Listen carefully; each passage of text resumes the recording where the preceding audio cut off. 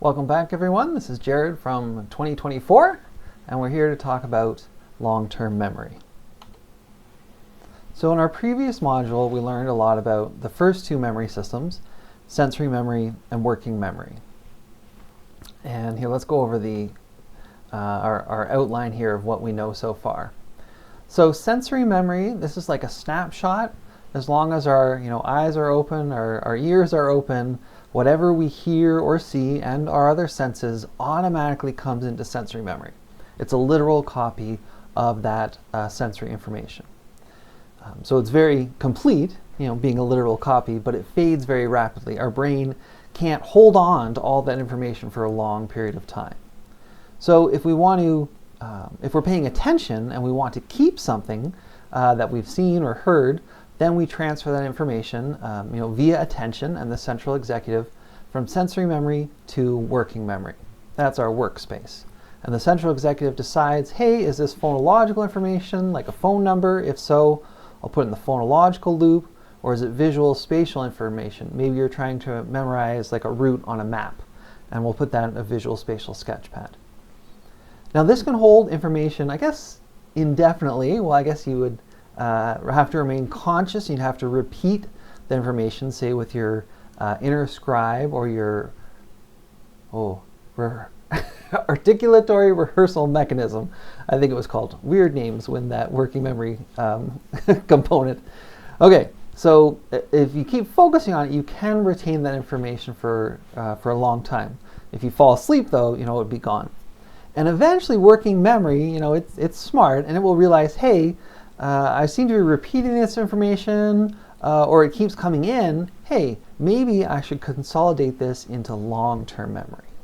And then that memory resource is potentially everlasting. We do at least have some memories, namely flashbulb memories, very important, often emotionally laden memories that we will potentially remember forever. But that brings us to today. We know the basics of long-term memory, but let's learn the specifics. All right, first up, there are two misconceptions about long-term memory, and we're going to look at both of those. So the first is that memory is a literal copy. I'll tell you what that means, and I'll tell you what the truth is. The second misconception is that long-term memory is unitary. Everything is stored in the same place. And we'll look at the reality of the situation and evidence for that. All right, so let's think about, is long-term memory a literal copy? And I think I can persuade you that long-term memory is not a literal copy with maybe just one example. So I want you to think about a nickel. Say, if you've got a handful of change, you're going to buy something, and within that change is a nickel. So do we all know what a nickel is? And I'm guessing we all know what a nickel is. If I gave you a bunch of change, could you pick out the nickels? And I'm sure you could. And also, do you know how a nickel works? Well, yes, it's 5 cents. So it probably seems a little silly that I'm asking these questions. But what if I kind of probe the depth of your long-term memory of a nickel? So what does a nickel look like? And there's some obvious things like, well, it's silver, it's round, it's bigger than a dime, smaller than a quarter. Those are probably all things we have in our long-term memory. But what exactly is on a nickel? So if you want to take a moment and try to draw the details of the face, so what's on the face of the nickel? The face is the side with the face on it.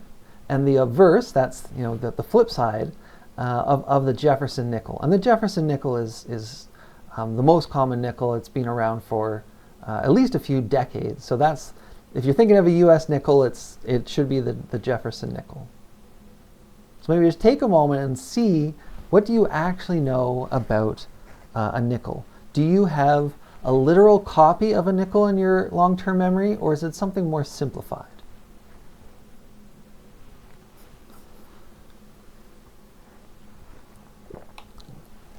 So you probably struggled to know what's on a nickel, and it's because most of us don't have a literal copy, like a photograph of a nickel in our long-term memory.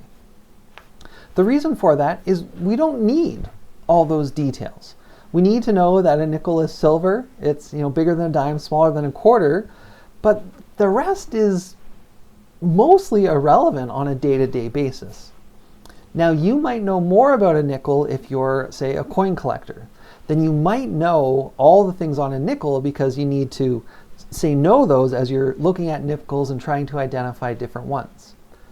But typically the brain, and I say this a lot through the course, is either efficient or lazy, depending on how you think about it.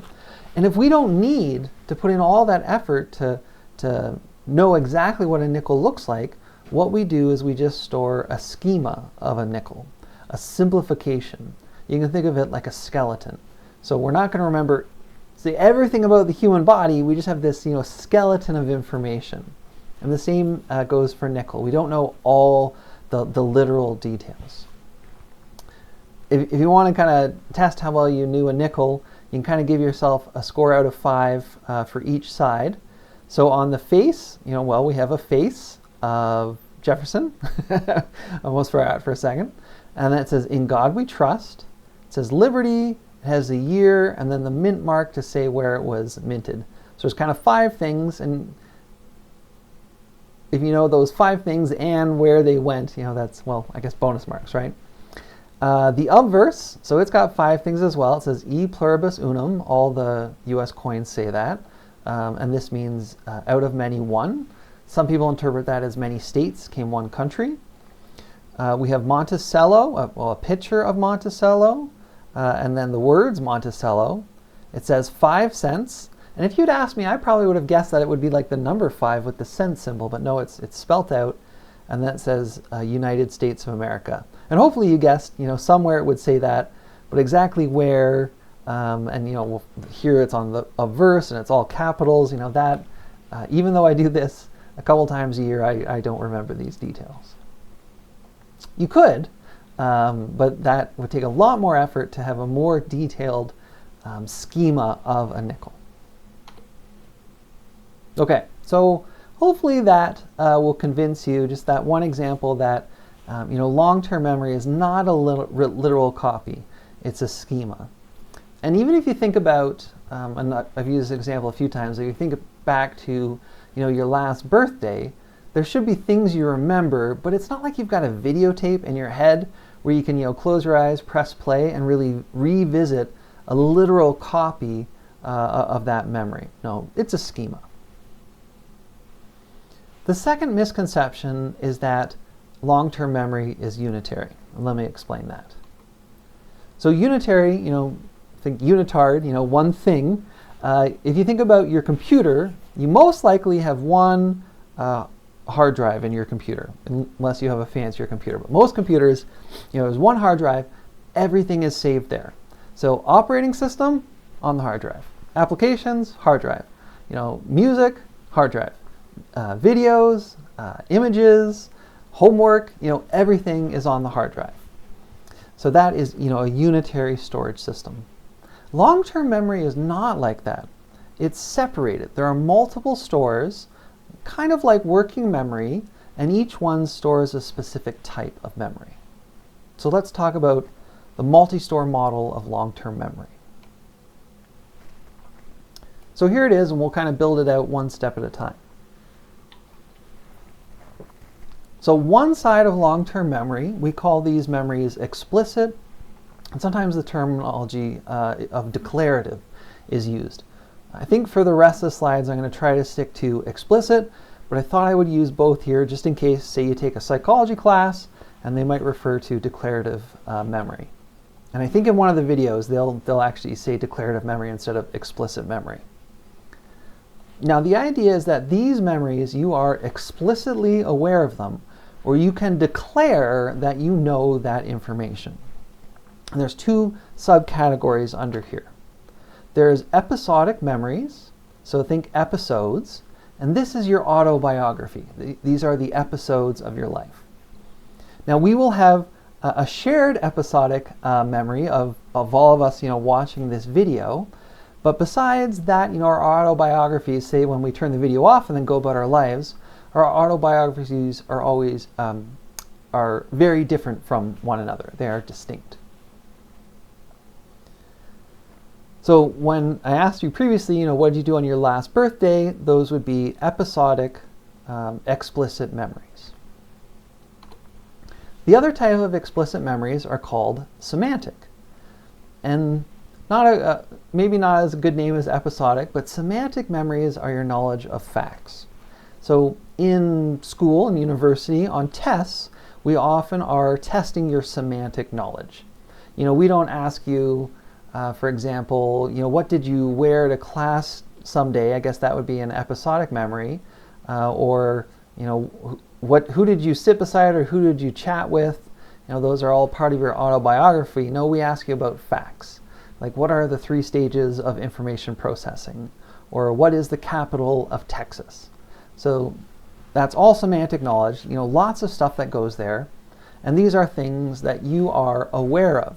You have explicit awareness. You can declare that you know or don't know, the capital of Texas. So this is one half of long-term memory. Now the other half, it's the opposite of explicit and declarative. It's called implicit or non-declarative. Now these memories are things that we can't articulate in the same way. We don't have kind of conscious knowledge of them. And this gets a little hard to differentiate. We're going to have to look at a clinical population to understand this division. But for now, the major type of memory under implicit memory, and there's a few others that are of interest to psychologists, but the major one for us, what we're going to focus on, are procedural memories. These are our motor skills. So if you think, okay, do you know how to throw a football? And if you do, well, you have an implicit procedural memory of how to throw a football.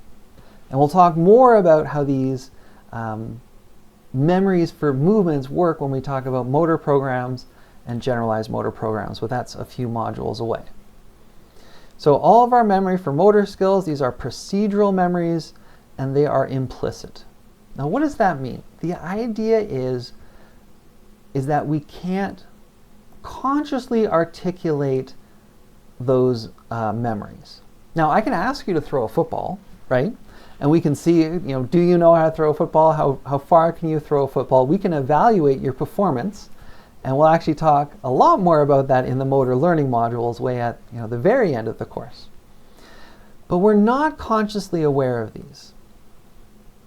It's a little hard for us neurologically intact individuals to understand that. And let me give you an example of riding a bike. So if you know how to ride a bike, I'm saying that you have a procedural implicit memory on how to ride a bike. Now the problem is that knowing how to ride a bike also gets kind of complicated by explicit memories of riding a bike. So I rode a bike to work today, so I have some autobiographical memories of riding a bike and of my journey to work. And because I often ride to work, I've probably forgotten a lot of what happened along the way. So I have autobiographical memories of riding a bike. Now I also have semantic explicit memories of riding a bike. I know facts about bikes. Bikes have 2 wheels, not a very impressive fact. I could name the different parts of the bike, and I know how to fix various things on a bike. So when I think about bike riding, it's hard to tell that I'm not aware of my procedural long-term memories because I am aware of episodic and semantic explicit memories of riding a bike.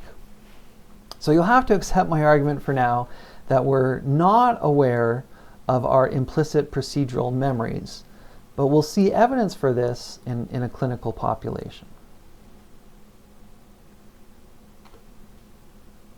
Okay, so that just has shown us, and we'll get to proof, our second misconception, that long-term memory is not one thing, it's not unitary, all memories don't go one place, they are stored strategically, and there are multiple stores. We have the explicit and implicit division.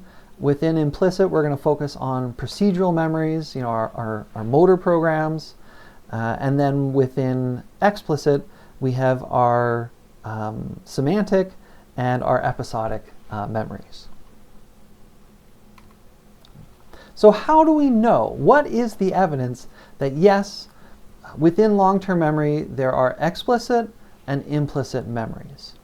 And for that we'll look to the movies, and here some movie posters are going to come up, and we're going to go oldest to newest and see if you can guess what the common thread is here.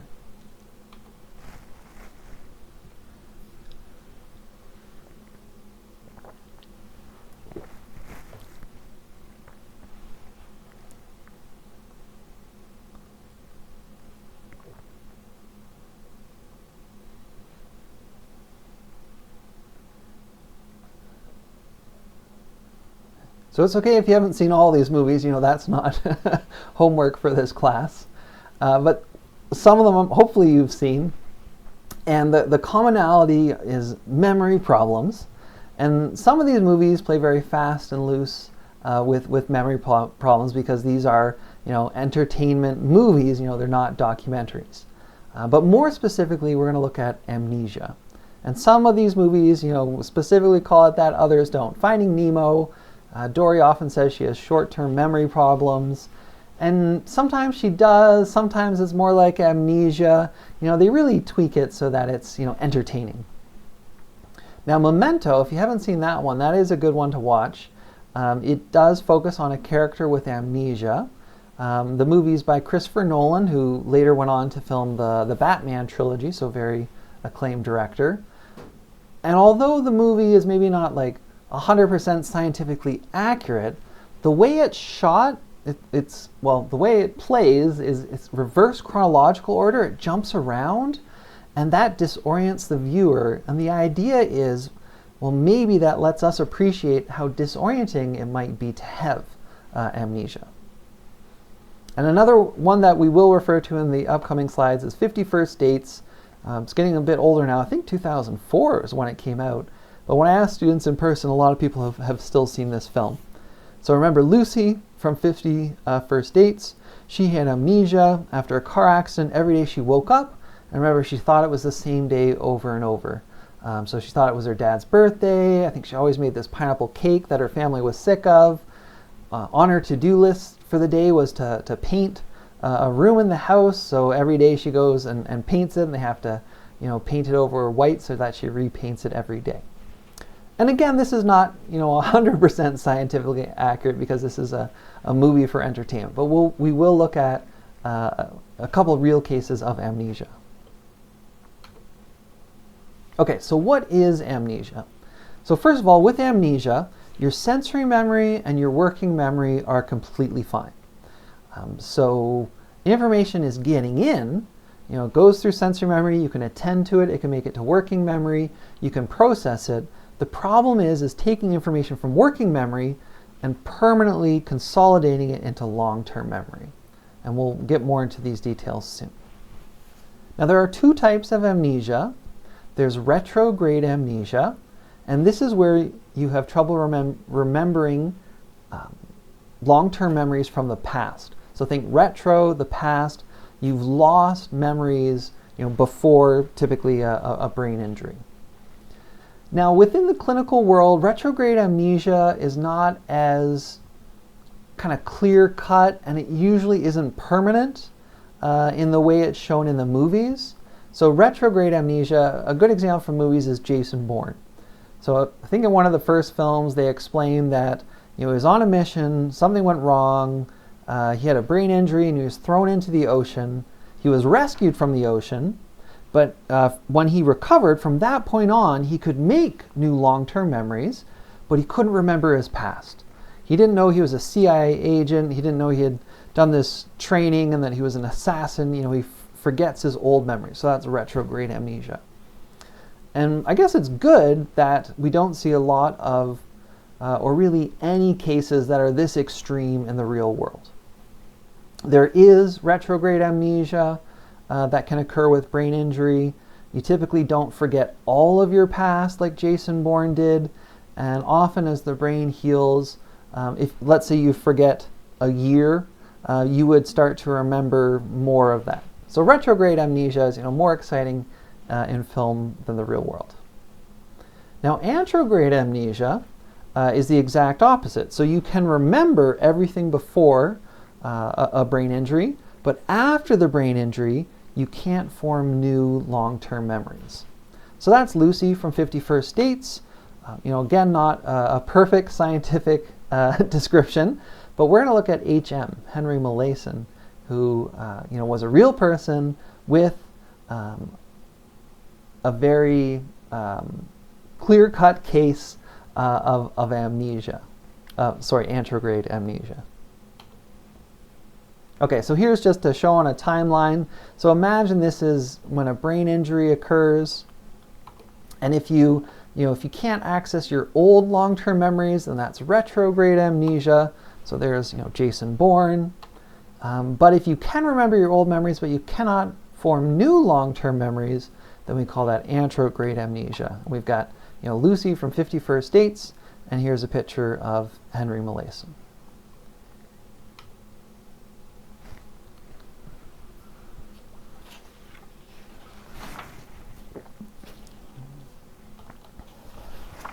All right, let's talk about HM. So within the research, he was known as HM until after he passed away, and he and his family had given permission that after his death, his name could be released. So we all now know that his name was Henry Molaison. So let's see a few things about him. So here we have a graduation photo of Henry. I'm not sure, if this is like high school or university, but some graduation photo. Now he had brain surgery when he was 27 years old, and that actually caused the anterograde amnesia. And then at that point and on, they studied his memory to see, to understand anterograde amnesia. He's kind of the first, most famous case of anterograde amnesia. I'm sure there had been cases, before this, but psychology and neuroscience had progressed far enough by the time Henry came around to understand or to fully describe anterograde amnesia and to learn more about what that tells us about long-term memory. This is a picture of him, many years later being tested in the lab. And you'll see after the surgery, without being able to make long-term memories, he had to live in a care institute, and he wasn't too far from the hospital, and they kind of, regularly tested his memory and learned a tremendous amount. So I'd like you to watch this video about Henry Molaison. It's kind of a historical reenactment, but it's actually fairly well done. The science within this is really good. So check out this YouTube video, give it a watch, and then come back here and we'll talk about it.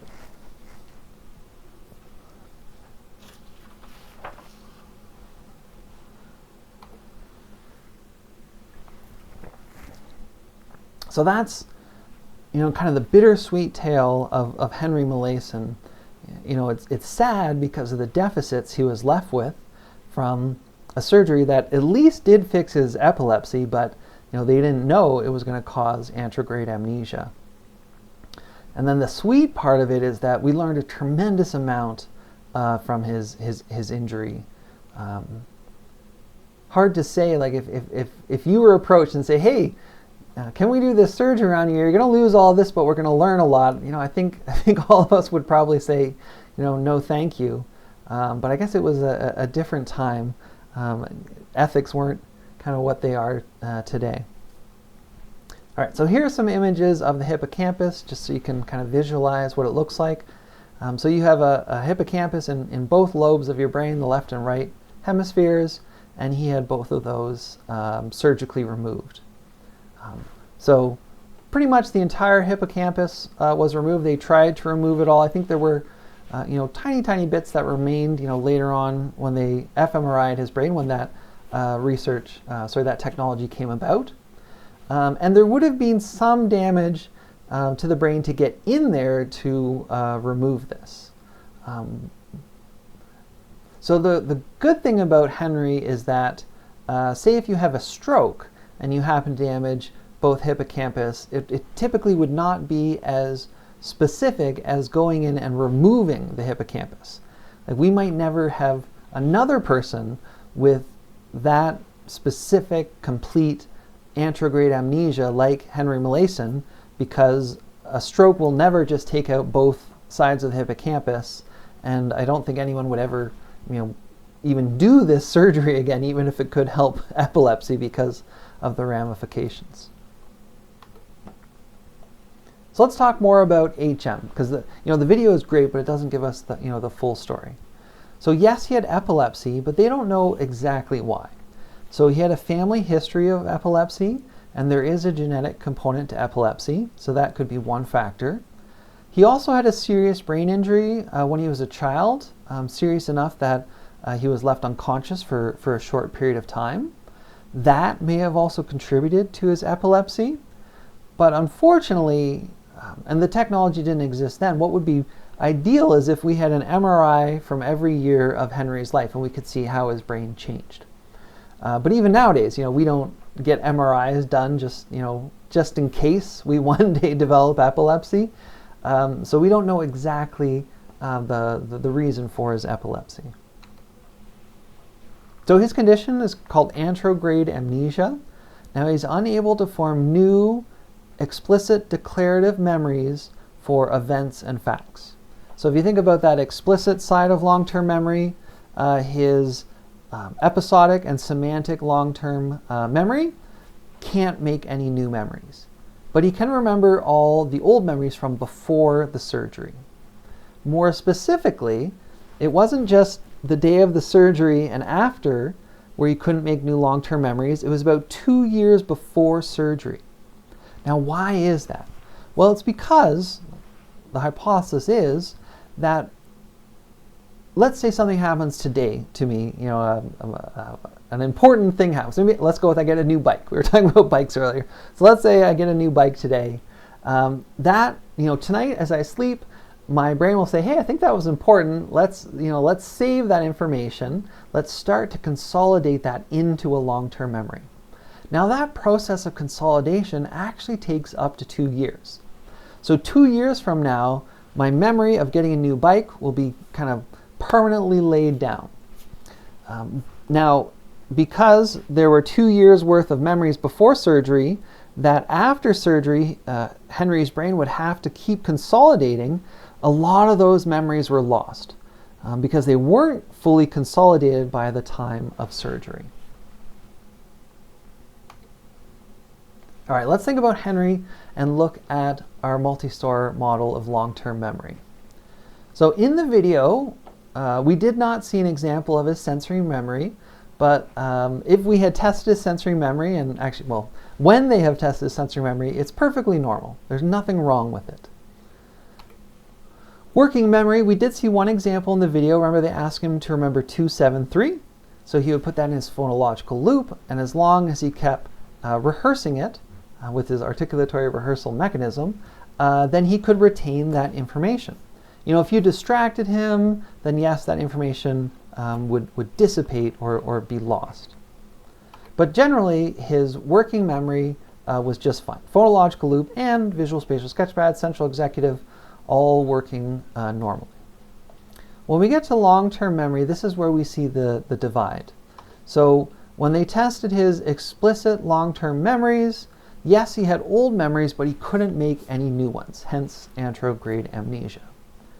And maybe the most fascinating thing here is that his implicit procedural memories, despite the explicit memories being unable to make new ones, he could make new implicit procedural memories. So he could remember old motor skills. If he knew how to ride a bike before surgery, he would know how to ride a bike after surgery. And he could make new implicit procedural memories. And they showed this with this, kind of silly task, but it's actually one that they used in research with Henry. So this star tracing task where you do it in a mirror so everything is opposite. And this is a good research task because we can measure performance very accurately.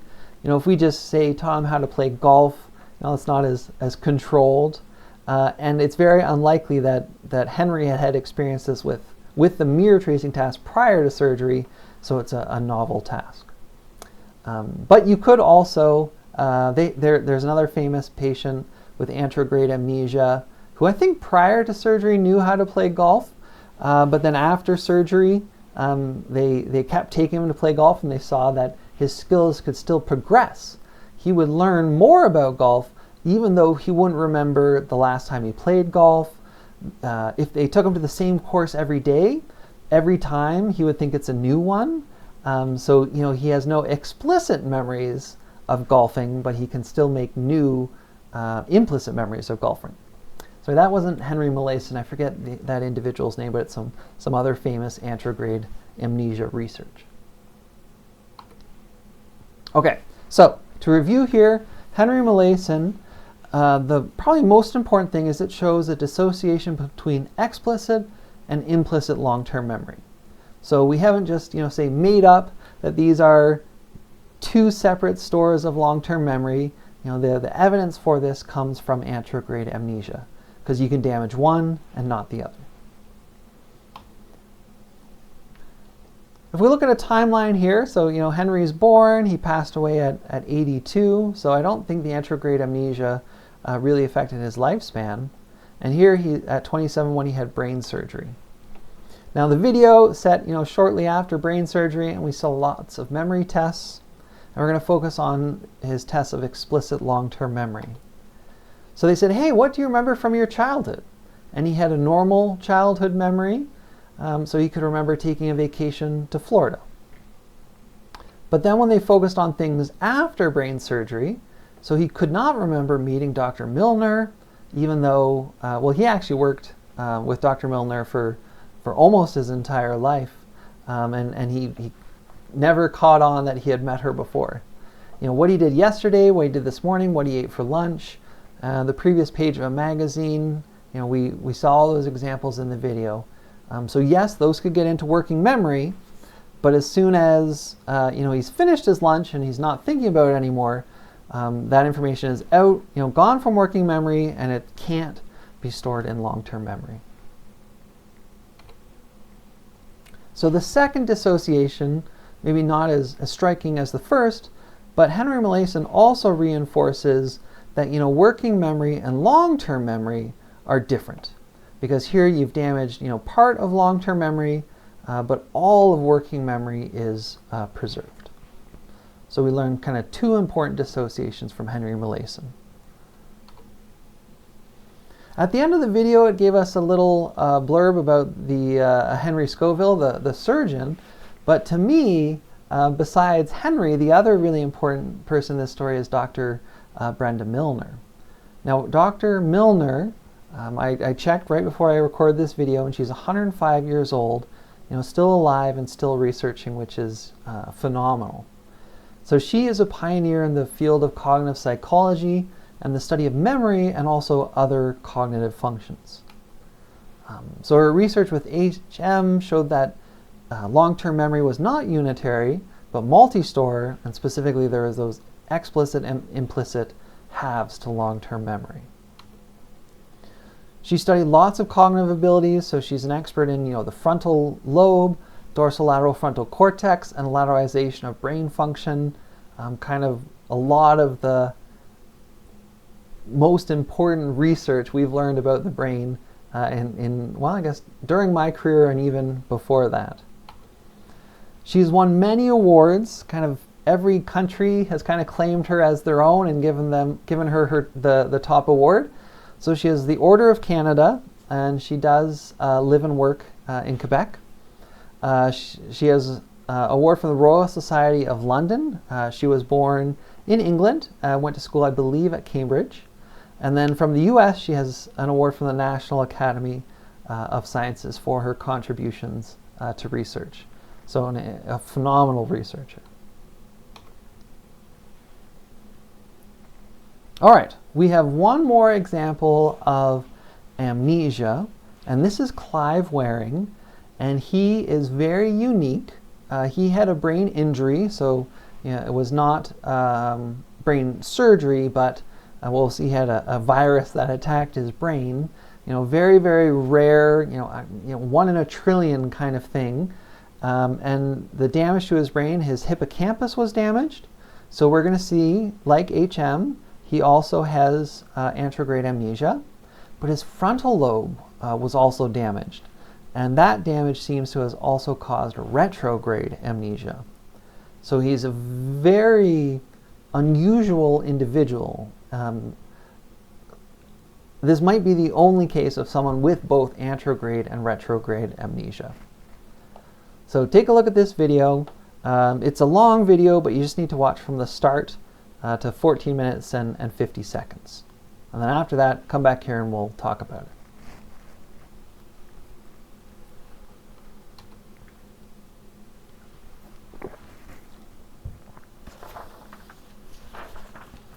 So Clive Wearing, incredibly unique because he had both retrograde and anterograde amnesia. So the virus damaged his hippocampus, and that is likely what caused the anterograde amnesia. Also damaged parts of his frontal lobe, and the thought is that caused the retrograde amnesia. Now the video talked about a 7-second memory. It's not exactly 7 seconds. This is just as long as working memory lasts. So if you ask him to remember 273, and if he can stay focused on that, then he could remember that, potentially until he falls asleep, or more likely before that would get distracted, or might realize, oh, I'm hungry, or oh, I need to use the washroom, and then 273 would be gone. They didn't show it in the video, but his sensory memory and his working memory completely intact, normal function there. Now, we also saw he has intact procedural memory for motor skills. And the best example that we saw is his ability to sing music, play music. They even, at one point post-injury, they had him conduct again, and he could do all these things perfectly. And that's because there was no damage. The damage was all specific to his explicit long-term memories. His implicit procedural memory, like Henry, was completely preserved. Old motor skills were still there, and he could even learn new motor skills. Now, Clive's case is not as clear-cut as HM, and that's because he did not have his complete hippocampus surgically removed. It was mostly damaged by the virus, but some of his hippocampus remains. And that is likely why he can still remember love for his wife. So parts of his hippocampus were intact, parts of his frontal lobe were intact. So it wasn't as clear cut as it is with HM, where we say, oh, okay, we took out 99% of the hippocampus. The other hypothesis is that some of these very strong emotional memories might be another subset of long-term memory, and they might be preserved in a different location. So we don't have any more great evidence for this, but emotional memories, flashbulb memories, are definitely unique, and so they might have their own unique storage system that was preserved from hippocampal and frontal lobe damage. So just to overview the multi-store model of long-term memory, and I guess we've got working memory and sensory memory here.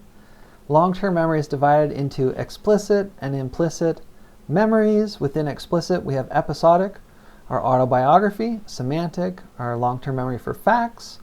And then within implicit, there's a few things here that we didn't talk about that psychologists study, but the big one that has definitely an influence on our everyday activities are our procedural memories, our motor skills. And we know that explicit and implicit are different parts of long-term memory, because with amnesia, you can lose the ability to make new explicit long-term memories, but you can still make new implicit long-term memories. So these ones require the hippocampus, these ones do not. All right, that's the end of the module. Good luck on the test, and I'll see you in our next module.